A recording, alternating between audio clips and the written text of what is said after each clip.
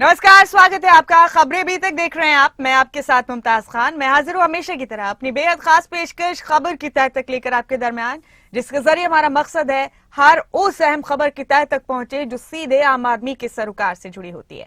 और इसमें हमारी मदद करते हैं हमारे ब्यूरो चीफ्स और हमारे तमाम सीनियर साथी। शुरुआत करेंगे आज के खास कर्म की, लेकिन उससे पहले आप सभी दर्शकों को अपनी पूरी टीम की तरफ से लोहड़ी के पर्व की खूब सारी मुबारकबाद पेश करती हूं। आज सबसे पहले रुख करेंगे उत्तराखंड का। आगामी लोकसभा चुनाव को लेकर एक तरफ जहां बीजेपी संगठन अपनी चुनावी तैयारी में जुटा है, वहीं दूसरी तरफ पार्टी के वरिष्ठ नेताओं को उत्तराखंड बुलाने के लिए भी रणनीति तैयार की जा रही है। पार्टी के प्रदेश महामंत्री आदित्य कोठारी ने बताया कि प्रधानमंत्री नरेंद्र मोदी की 2 जगह पर जनसभाएं करने का केंद्रीय नेतृत्व से अनुरोध किया गया है। इसके अलावा राष्ट्रीय अध्यक्ष जेपी नड्डा, गृह मंत्री अमित शाह, रक्षा मंत्री राजनाथ सिंह समेत पार्टी के वरिष्ठ नेताओं के 15-15 जगह पर कार्यक्रम रखे जा रहे हैं। उन्होंने बताया कि पार्टी के सभी 7 प्रकोष्ठों की तरफ से अनेक कार्यक्रम आयोजित किए जा रहे हैं। इन्हीं कार्यक्रमों में पार्टी के वरिष्ठ नेताओं की मौजूदगी रहेगी।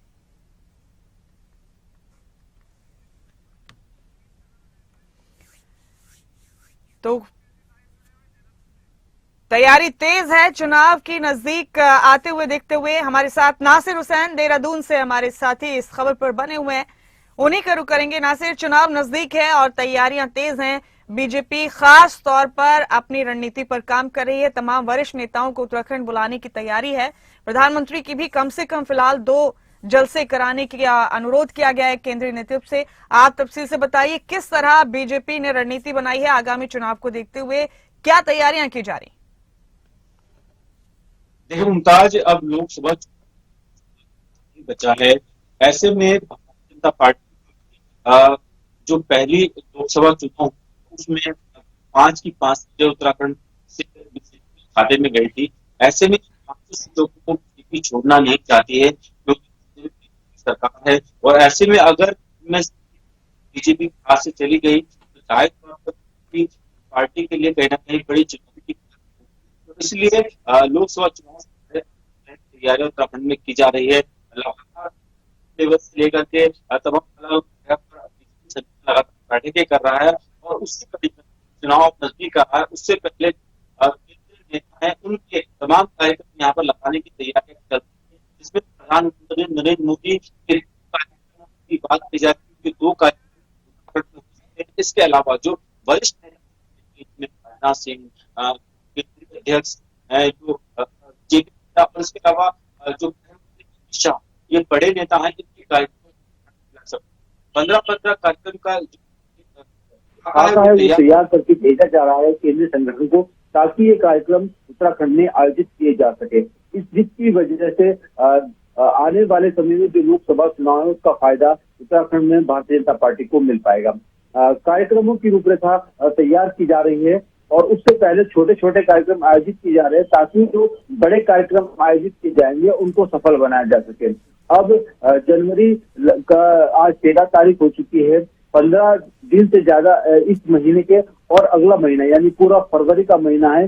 1 महीना 15 दिन की बात अगर हम करें तो 1 महीना 15 दिन का समय है कहीं ना कहीं भारतीय जनता पार्टी के पास, जिसमें ये अपनी तमाम तरह की तैयारी कर रहे हैं, और तमाम तरह के कार्यक्रम इस दौरान लगाए जा सकते हैं। क्योंकि उसके बाद मार्च के पहले सप्ताह से किसी भी वक्त आचार संहिता देश में लग सकती है, और उसके बाद चुनावी कार्यक्रम शुरू हो जाएंगे। लेकिन उससे पहले जो केंद्रीय नेता हैं वो यहाँ पर आए, जनता के सामने अपनी बात रखें, क्योंकि स्टेट में भी बीजेपी की सरकार है और केंद्र में भी बीजेपी की सरकार है।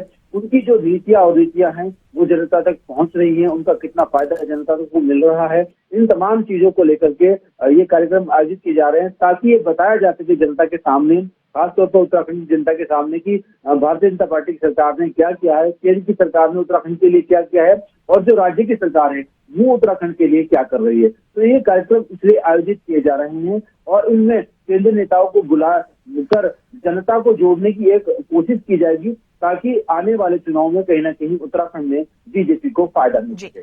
ठीक है नासिर, आप बने रहिए हमारे साथ। एक और अहम खबर पर हम आप ही का रुख करेंगे, और इससे पहले कि अगली खबर का रुख करें, हम सुनाते हैं अपने दर्शकों को कि बीजेपी के प्रदेश महामंत्री आदित्य कोठारी ने क्या कहा है इस खबर पर।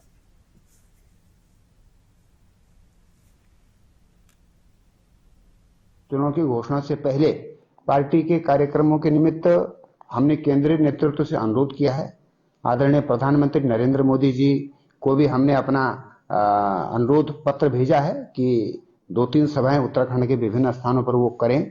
इसके अलावा गृह मंत्री आदरणीय अमित शाह जी हैं, राष्ट्रीय अध्यक्ष जेपी नड्डा जी हैं, रक्षा मंत्री आदरणीय राजनाथ सिंह जी हैं, आदि बहुत सारे वरिष्ठ नेता हमारे केंद्र के हैं, 1 दर्जन से अधिक नेता हैं। हमने अनुरोध किया है कि हमारी पार्टी के जितने विभिन्न कार्यक्रम हैं, क्योंकि युवा मोर्चे के द्वारा महिला मोर्चा, किसान मोर्चा, अनुसूचित मोर्चा, जनजाति मोर्चा, अल्पसंख्यक मोर्चा, हमारे जो 7 मोर्चे हैं उनके द्वारा अलग अलग कार्यक्रम विभिन्न स्थानों पर ये किए जा रहे हैं। 22 जनवरी को अयोध्या में श्री राम मंदिर का प्राण प्रतिष्ठा का एक भव्य आयोजन होना है। इसको लेकर बीजेपी की तरफ से सभी दलों के नेताओं को निमंत्रण पत्र भेजे गए हैं, लेकिन कांग्रेस के कई नेताओं के बयान सामने आ चुके हैं कि वो इस कार्यक्रम में शामिल नहीं होंगे। उत्तराखंड के पूर्व मुख्यमंत्री हरीश रावत ने कहा कि वो श्री राम के दर्शन के लिए जाएंगे तो जरूर, लेकिन प्राण प्रतिष्ठा के दिन बीजेपी के निमंत्रण पर नहीं जाएंगे, क्योंकि बीजेपी इस आयोजन को चुनावी आयोजन बनाना चाहती है। इसलिए कोई भी दल का नेता श्री राम भक्त इस कार्यक्रम में क्यों शामिल होगा। उन्होंने कहा कि इसीलिए तो सभी शंकराचार्य भी इस कार्यक्रम में शामिल नहीं होंगे। बीजेपी के पास इस बार चुनाव के लिए कोई मुद्दा नहीं है, तो इसलिए राम मंदिर के सहारे जीत के सपने देख रही।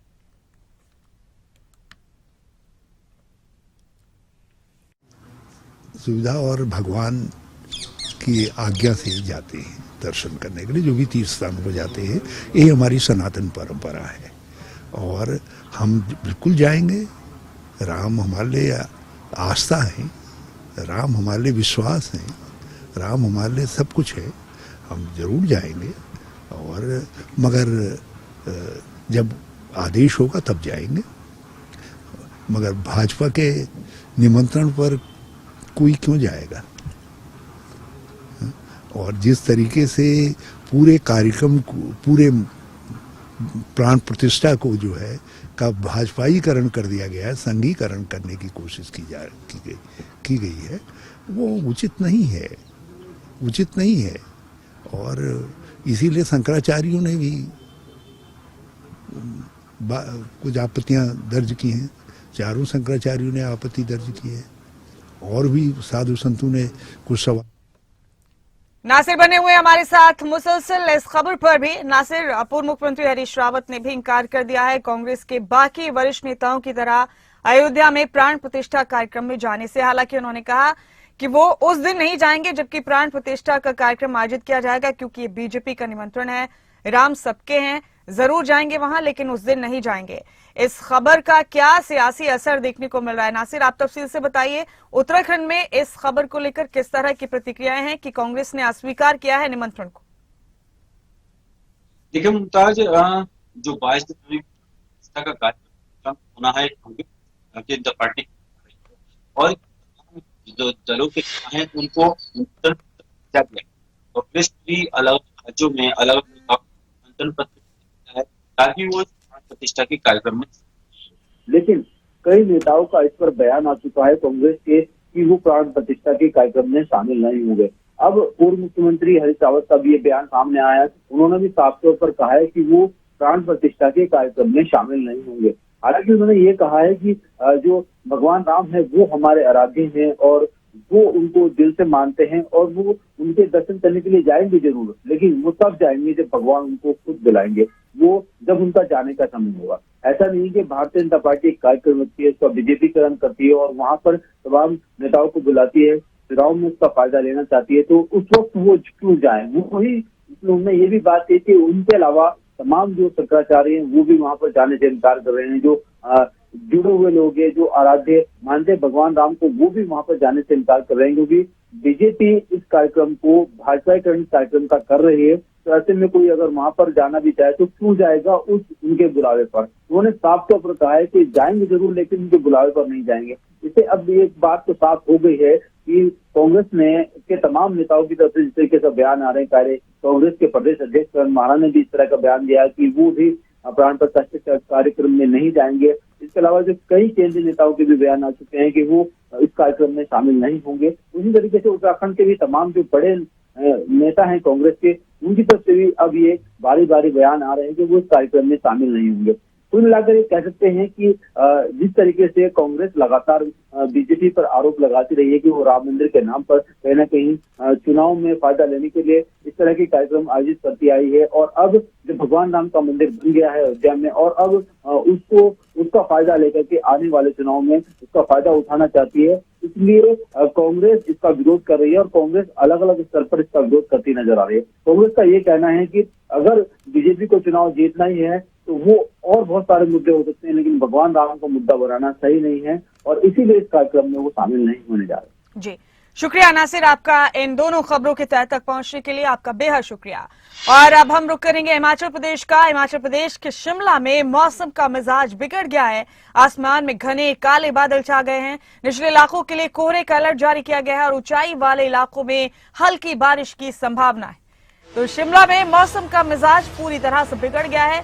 घने काले बादल छा गए हैं और निचले इलाकों में कोहरे को लेकर अलर्ट जारी किया गया है। साथ ही ऊंचाई वाले इलाकों में हल्की बारिश की संभावना है। पहले ही ठंड से लोग आजिज थे और अब मौसम का मिजाज और बिगड़ गया है। प्रदीप ठाकुर शिमला से हमारे ब्यूरो हेड इस खबर पर बने हुए हैं। प्रदीप, मौसम का मिजाज ज्यादा खराब हो गया है। शिमला में बादल छाए हैं, बताया जा रहा है घने काले ये बादल हैं और इसके बाद ही ठंड भी बढ़ गई है। आप बताइए क्या हालात हैं मौसम के अभी, क्या ये मौसम लोगों को परेशान कर रहा है वहां पर? बिल्कुल, देखिए शिमला की बात करें या पूरे हिमाचल प्रदेश की, इस वक्त शुष्क ठंड यहाँ पर है वो हावी हो चुकी है, उसका प्रकोप देखने को मिल रहा है। और वैसे मौसम विभाग का कोई बड़ा पूर्वानुमान पहले नहीं था, लेकिन आज सुबह से ही शिमला में यही देखा जा रहा है कि यहाँ पर घने बादल छाए हैं। और मौसम विभाग का जो अभी कुछ देर पहले ही पूर्वानुमान आया है उसमें ये कहा गया है कि आज शिमला में कुछ हिस्से में आसमान साफ रहेगा और कुछ हिस्से में बादल रहेंगे, यानी आंशिक तौर पर आसमान साफ ही रहेगा, लेकिन ड्राई रहेगा। बारिश को लेकर फिलहाल यहाँ कोई संभावना है नहीं। और कुछ ऊंचाई वाले इलाके, लाहौल स्पीति, मंडी, कुल्लू की बात करें, किन्नौर की बात करें, तो वहां हल्की फुल्की बारिश हो सकती है, लेकिन कोई जो जैसी उम्मीद है कि अच्छी बारिश होनी चाहिए, ऐसी उम्मीद फिलहाल पूरी नहीं होने वाली है। इस तरह की ये मौसम विभाग का पूर्वानुमान है। लेकिन शुष्क ठंड का प्रकोप लगातार बढ़ रहा है। निचले इलाकों की खासतौर पर बात करें, जो मैदानी भाग है, उन्ना जो गर्मियों में सबसे ज्यादा गर्म रहता है, वो आजकल सबसे ज्यादा ठंडा चल रहा है। हालांकि पहाड़ों की रानी शिमला की अगर बात करें तो उतनी ठंड यहाँ नहीं, ऊना जिला में ठंड है। तो कहीं ना कहीं हम कह सकते हैं कि जो मैदानी भाग है वहां पर घना का अलर्ट भी दिया गया है, रेड अलर्ट भी पूर्व में दिया जा चुका है, येलो अलर्ट भी था, लेकिन आज के भी मैदानी भागों के लिए जो घने कोहरे का अलर्ट दिया गया है। और इसके साथ साथ जो ऊंचाई वाले इलाके हैं वहां के लिए तापमान जिस तरह से गिर रहा है, तो पानी भी कम रहा है, कई क्षेत्रों की तरह की भी नौबत आई है। और पानी कम होने की वजह से शिमला की अगर बात करें तो यहाँ की जो पेयजल व्यवस्था है उसमें भी प्रभाव पड़ा है और कम पानी लिफ्ट हुआ है, क्योंकि बिजली कम बनती है, तो उस वजह से जो पानी को करने के लिए मशीनें लगी हुई है सही से काम नहीं कर पा रही है, उसमें वोल्टेज की प्रॉब्लम आ रही है। तो आज शिमला के लिए भी कम पानी लिफ्ट हुआ है। इस तरह की जानकारी तो शिमला जल प्रबंधन निगम है उसकी तरफ से दी गई है। तो कुल मिलाकर कह सकते हैं कि सर्दी का असर यहाँ पर खूब है और ऐसे में की जा सकती है कि अब आने वाले दिनों में बर्फबारी की बारिश होनी चाहिए, ताकि जिस तरह से शुष्क ठंड का प्रकोप है वो कम हो सके और इससे कई बीमारियां भी सामने आ रही है। और चाहे सर्दी जुकाम की बात करें, खांसी बुखार की बात करें, इस तरह की बीमारियां भी यहाँ पर सामने आ रही है। कहीं ना कहीं ये मौसम का ही सारा असर है। तो जाहिर सी बात है मौसम के इस बिगड़े मिजाज ने लोगों को बड़े पैमाने पर प्रभावित भी किया है और हर साल यही होता है जब मौसम का मिजाज तब्दील होता है। बेहद शुक्रिया प्रदीप आपका इस खबर की तह तक पहुंचने के लिए, बहुत शुक्रिया। और इस बीच आपको एक और अहम खबर दे रहे हैं। पंजाब, हरियाणा और चंडीगढ़ में आज सुबह की शुरुआत घनी धुंध के साथ हुई है। इससे विजिबिलिटी 25 से 50 मीटर तक ही रही। बीते कल ही मौसम विभाग ने धुंध और शीतलहर को लेकर रेड अलर्ट जारी किया था। दोनों राज्यों में करीब 10 सालों के बाद धुंध और शीतलहर के ऐसे हालात पैदा हुए। रात के तापमान में भी गिरावट दर्ज की गई है। चंडीगढ़ में हालात सामान्य हैं, जबकि हिमाचल में 16 से 17 जनवरी को बर्फबारी की संभावना जताई गई है। मौसम विभाग ने पंजाब में पठानकोट, होशियारपुर, रूपनगर और मोहाली को छोड़ बाकी सभी जिलों में धुंध का अलर्ट जारी किया है। ऐसे ही हालात हरियाणा के हैं। हरियाणा के 8 जिलों अंबाला, कुरुक्षेत्र, करनाल, कैथल, महेंद्रगढ़, रेवाड़ी, फरीदाबाद और गुरुग्राम में भी रेड अलर्ट जारी किया गया है। जबकि चंडीगढ़ में सुबह के समय धुंध तो रहेगी, लेकिन दोपहर को धूप भी खिलेगी।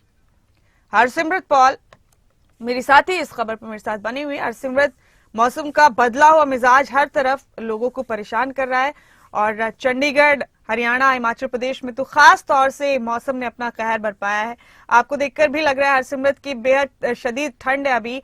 अब आप लोग ग्राउंड रिपोर्टिंग के जरिए लोगों तक मौसम का हाल पहुंचाते हैं, इसके लिए आप लोगों भी काबिल तारीफ समझा जाना चाहिए। आज का मौसम बताइए हरसिमरत कैसा है? हालांकि धुंध को लेकर पहले ही अलर्ट जारी किया गया था। बिल्कुल मुमताज, उत्तर भारत जो है वो ठंड की चपेट में है और शीतलहर को लेकर के अलर्ट जारी किए गए हैं। आपको बता दें 13 जनवरी के लिए रेड, तो वहीं 14 जनवरी के लिए ऑरेंज अलर्ट जो है जारी किया गया है। कई कई जगह पर धुंध जो है वो नहीं पड़ेगी, जो कि खास तौर पर मैं बताऊं कि इलाके जो पहाड़ों के साथ लगते हैं वहां पर बताया गया है कि धुंध नहीं पड़ेगी, पर शीतलहर जो है वो जरूर रहेगी। वहीं पर अगर मैं प्रॉपर पंजाब और हरियाणा की बात करूं तो वहां पर बहुत सारी जगह ऐसी रही जहां पर 0 विजिबिलिटी रही है और तापमान जो है वो कम से कम 3 सेंटीग्रेड और ज्यादा से ज्यादा जो है वो 14 रहने का अनुमान है। और वहीं अगर बात की जाए ट्राई सिटी की, तो चंडीगढ़ वैसे तो शीतलहर की चपेट में है, पर यहाँ पर सूरज जो है वो जरूर आपको दिख सकता है। हालांकि यहाँ पर कोल्ड वेव इतनी है, शीतलहर इतनी चल रही है कि उस सूरज का जो असर है वो होता हुआ दिखाई नहीं दे रहा। कई कई धूप जो है वो जरूर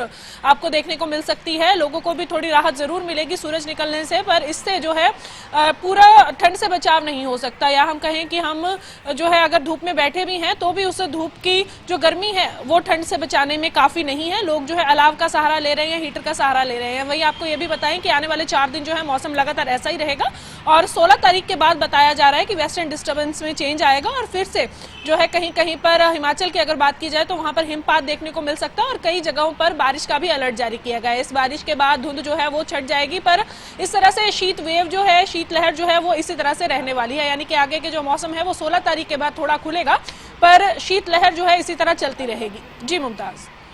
ठीक है हरसिमरत, बेहद शुक्रिया आपका इस खबर पर तमाम अपडेट देने के लिए। हरसिमरत, मौसम के मिजाज ने लोगों का मिजाज भी पूरी तरह से बदल कर रख दिया है।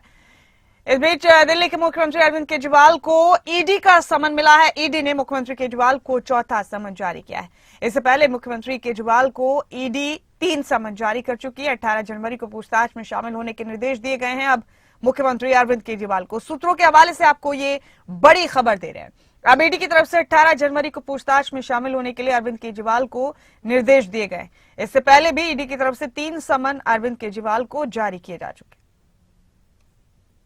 तो अहम खबर आपको दे रहे हैं हम दिल्ली के मुख्यमंत्री अरविंद केजरीवाल के हवाले से। एक बार फिर ईडी की तरफ से समन दिया गया है अरविंद केजरीवाल को। इससे पहले भी ईडी की तरफ से 3 समन जारी किए जा चुके हैं अरविंद केजरीवाल को, लेकिन वो पूछताछ के लिए नहीं पहुंचे। फिलहाल आपको बता दें कि केजरीवाल को ईडी का समन एक बार फिर दिया गया है। ये चौथा समन जारी किया गया है ईडी की तरफ से अरविंद केजरीवाल को। इससे पहले 3 और समन दिए गए थे जिनमें पूछताछ के लिए नहीं पहुंचे थे अरविंद केजरीवाल। फिलहाल एक और चौथा समन जारी किया गया है जिसके तहत 18 जनवरी को पूछताछ में शामिल होने के निर्देश दिए गए हैं अरविंद केजरीवाल को ईडी की तरफ से। सूत्रों के हवाले से आपको ये बड़ी खबर दे रहे हैं। तो अहम खबर है सूत्रों के हवाले से आपके टीवी स्क्रीन पर। दिल्ली के मुख्यमंत्री अरविंद केजरीवाल को चौथा समन दिया गया है ईडी की तरफ से। पूछताछ के लिए बुलाया गया है अरविंद केजरीवाल को। 18 जनवरी को उन्हें पूछताछ में शामिल होने के निर्देश दिए गए। 18 जनवरी को बुलाया गया है अरविंद केजरीवाल को ईडी की तरफ से पूछताछ के लिए। सूत्रों के हवाले से दे रहे हैं आपको एक खबर। एक और समन अरविंद केजरीवाल को दिया गया है। ये अब तक चौथा समन है जो ईडी की तरफ से अरविंद केजरीवाल को जारी किया गया है।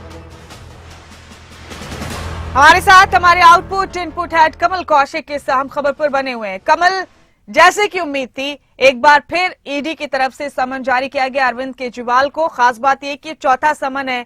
इससे पहले 3 समन पर अरविंद केजरीवाल पूछताछ के लिए नहीं पहुंचे ईडी के सामने। अब सूत्रों के हवाले से खबर है कि 18 जनवरी को फिर एक बार ईडी ने पूछताछ के लिए अरविंद केजरीवाल को बुलाया है। कमल, कैसे जाएंगे इस खबर की तह तक? देखिए, खबर की तह तक पहुंचने के लिए हमें थोड़ा सा दिसंबर और नवंबर के महीने को भी याद करना होगा, जब सबसे पहले 2 नवंबर को एक नोटिस मिला था ईडी की तरफ से अरविंद केजरीवाल को। इसके बाद 21 दिसंबर की बात करें तो तब भी ईडी की तरफ से एक नोटिस जारी कर, समन जारी कर जांच के लिए अरविंद केजरीवाल दिल्ली के मुख्यमंत्री को बुलाया गया था।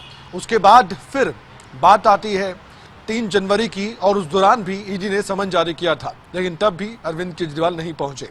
और तीनों बार क्या कारण थे, सबसे पहले वो हम बताना चाहेंगे दर्शकों तक, ये जानकारी पहुंचाना चाहेंगे।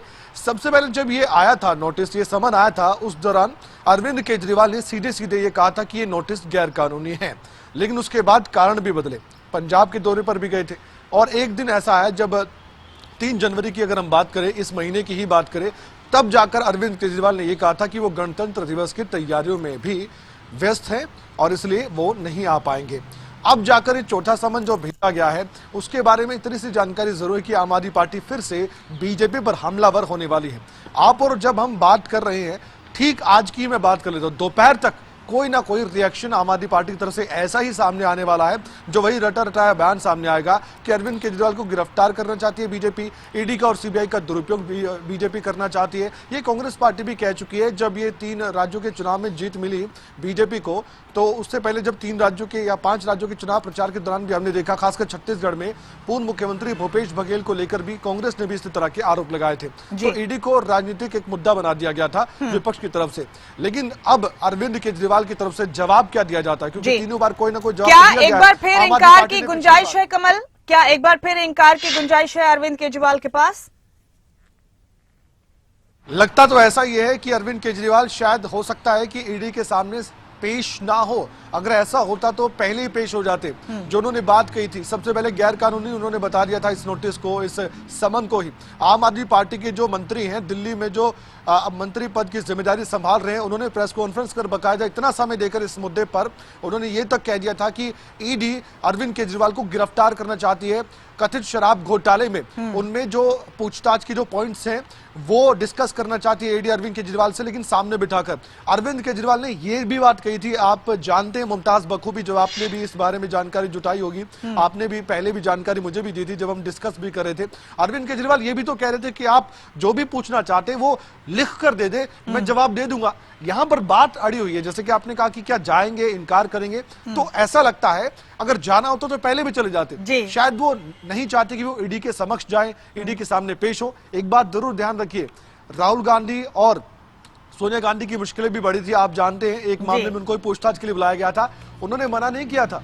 उस तरह का राजनीतिक ड्रामा तब नहीं हुआ था। लेकिन इंडी गठबंधन एक तरफ जहां बैठ के कर रहा है और सीट शेयरिंग के फॉर्मूले तय हो रहे हैं, इस तरफ बीजेपी सीधे सीधे एक छवि इस तरह की बनाना चाहती है आम आदमी पार्टी के आने वाले वक्त के चुनाव के लिए कि देखिए ये अपने आप को कट्टर ईमानदार कहते थे, लेकिन भ्रष्टाचार के आरोप लगते लगते इनके मंत्री जेल में पड़े, इनके सांसद जेल में, और अब अरविंद केजरीवाल पर भी छीटाकशी हो रही है राजनीतिक आरोपों की। तो देखने वाली बात है आगे क्या कुछ राजनीतिक घटनाक्रम देखने को मिलते हैं। और ये जरूर है मुमताज, अंत में कहना चाहूंगा, आज के दिन ही समन के बाद वार पलटवार का सिलसिला फिर से शुरू हो जाएगा।